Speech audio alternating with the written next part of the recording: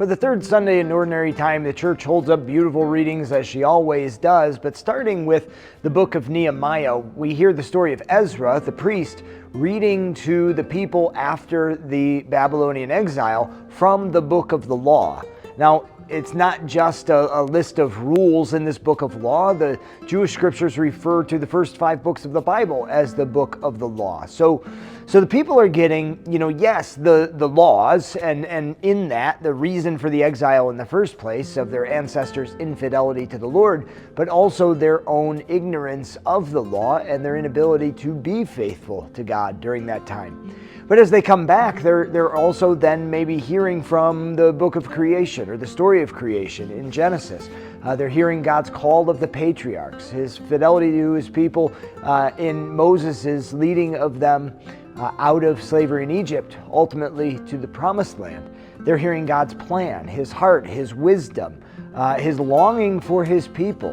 And they're then hearing too, his fidelity to them, his fidelity to his people, even when they have turned away from him. So as they've returned from exile in this incredibly difficult, dark place, and they're longing for hope of restoration and rebuilding of their lives there in the land, but also life with God himself, they have this hope come to them because the Lord continues to come back again and again to draw his people closer to himself. So they get the hope that they're longing for.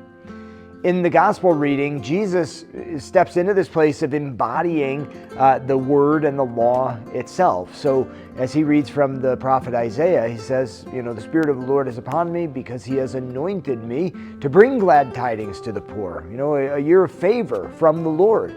And, he's taking on the person that he is. He is the embodiment of the law, God's wisdom, God's heart, God's plan, God's joy, God's life in the midst of his people, and bringing that in a lived experience to them and for them.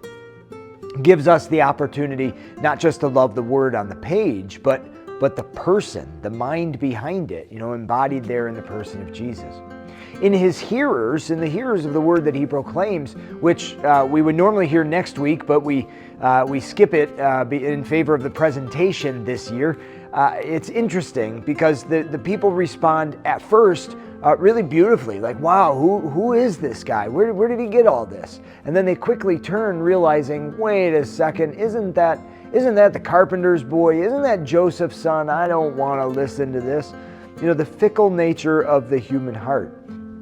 Here you have God come into the world embodying in Jesus, all that God desires for us, all of God's love and all of his plan.